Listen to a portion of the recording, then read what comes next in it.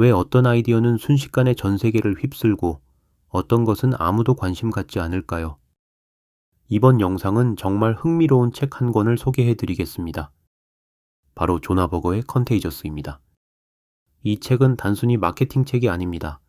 우리 일상 속에서 왜 어떤 것들이 입소문을 타고 퍼져나가는지 그 숨겨진 심리학적 원리를 파헤친 책입니다.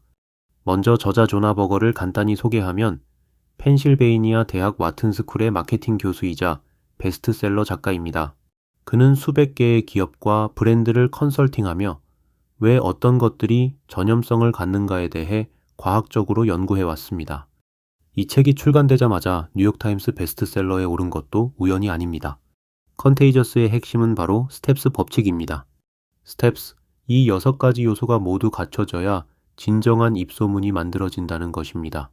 소셜 커런시, 사회적 화폐, 트리거스, 유발 요인, 에모션, 감정, 퍼블릭, 공개성, 프랙티컬 밸류, 실용적 가치, 스토리즈, 스토리, 각각이 무엇인지 하나씩 살펴보겠습니다.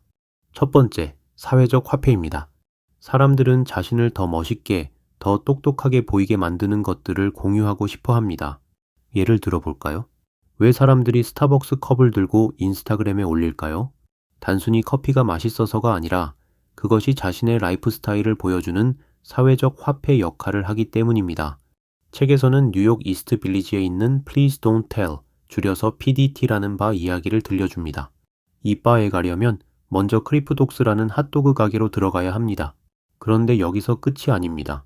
가게 구석에 있는 낡은 전화 부스를 찾아서 전화기를 들어야 합니다. 그러면 비밀문이 열리면서 숨겨진 칵테일 바로 들어갈 수 있습니다. 메뉴도 따로 없고 예약도 어렵습니다.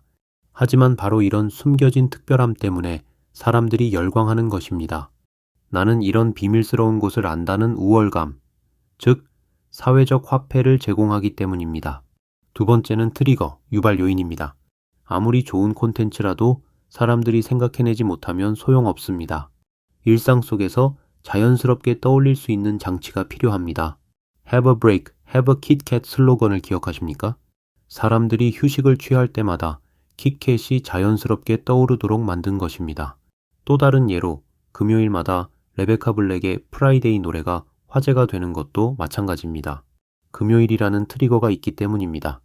세 번째는 감정입니다. 사람들은 감정이 움직일 때 행동합니다. 특히 고조된 감정 상태일 때 공유하고 싶은 욕구가 강해집니다. 흥미롭게도 긍정적 감정뿐만 아니라 분노 같은 부정적 감정도 전염성이 강합니다. 왜 온라인에서 논란이 되는 글들이 더 많이 공유되는지 이해할 수 있습니다. 책에서는 생리적 각성이라는 개념을 소개합니다.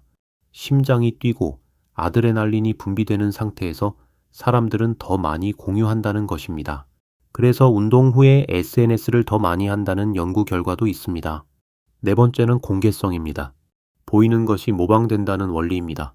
다른 사람들이 무엇을 하는지 볼 수 있을 때 따라하고 싶어집니다. 애플 제품을 생각해 보십시오. 맥북의 사과 로고가 왜 사용자 반대편을 향하고 있을까요? 다른 사람들이 볼 수 있도록 하기 위해서입니다. 카페에서 맥북 사용자를 보면 자연스럽게 애플 브랜드가 노출됩니다. No Shave November 캠페인도 흥미로운 예시입니다. 이 캠페인은 남성 건강, 특히 전립선암 인식 개선을 위한 자선 캠페인인데요. 11월 한 달 동안 면도를 하지 않고 수염을 기르면서 기부금을 모으는 것입니다. 여기서 핵심은 수염이라는 시각적 신호입니다. 수염을 기르는 것 자체가 캠페인 참여를 다른 사람들에게 자연스럽게 보여주는 것입니다. 별도의 홍보나 설명 없이도 저 사람이 캠페인에 참여하고 있구나 라는 걸 알 수 있습니다. 공개성의 완벽한 사례입니다. 다섯 번째는 실용적 가치입니다. 사람들은 다른 사람에게 도움이 되는 정보를 공유하고 싶어 합니다. 이 정보를 알려주면 상대방이 고마워할 것 같다는 생각이 들 때 공유하게 됩니다. 할인 정보, 생활 팁, 유용한 앱 등이 여기에 해당합니다. 특히 저자는 딜의 법칙을 제시합니다. 단순히 저렴한 것보다는 평소 가격 대비 얼마나 저렴해졌는가가 더 중요하다는 것입니다. 그래서 할인율을 강조하는 마케팅이 효과적인 것입니다. 마지막은 스토리입니다. 사람들은 이야기 형태로 정보를 전달합니다. 하지만 여기서 중요한 건 스토리 속에 메시지가 자연스럽게 녹아 있어야 한다는 점입니다. 책에서 소개하는 트로이 목마 같은 이야기라는 개념이 인상적이었습니다. 겉으로는 재미있는 이야기지만 그 안에 브랜드나 메시지가 숨어 있는 것입니다. 이는 고대 그리스 신화의 트로이 목마에서 따온 개념입니다. 겉보기에는 선물 같은 나무 말이었지만 그 안에 그리스 병사들이 숨어 있었던 것처럼 스토리도 마찬가지입니다. 사람들은 재미있는 이야기라고 생각하며 자발적으로 받아들이지만 그 과정에서 자연스럽게 브랜드 메시지도 함께 흡수하게 됩니다. 예를 들어 서브웨이의 제러드 이야기가 대표적입니다. 비만한 대학생이 매일 서브웨이 샌드위치만 먹어서 100kg 넘게 감량했다는 스토리였는데 사람들은 다이어트 성공담이라는 흥미로운 이야기로 받아들였지만 동시에 서브웨이는 건강한 음식이라는 브랜드 메시지도 각인되었습니다. 중요한 건 이야기 자체가 흥미롭고 완결성이 있어야 한다는 점입니다. 브랜드 메시지가 너무 노골적이면 사람들이 거부감을 느끼게 됩니다.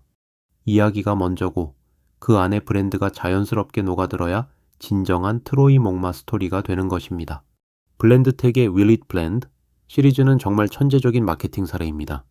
블렌드텍은 원래 잘 알려지지 않은 믹서기 회사였는데 창립자 톰 딕슨이 직접 출연해서 믹서기로 상상할 수 없는 물건들을 갈아버리는 영상을 만들기 시작했습니다. 아이폰, 아이패드, 심지어 골프공, 구슬, 해골 모형까지 갈아버렸습니다. 특히 아이폰 갈기 영상은 엄청난 화제가 됐습니다. 2007년 아이폰 출시 직후에 올린 이 영상은 수백만 뷰를 기록했습니다.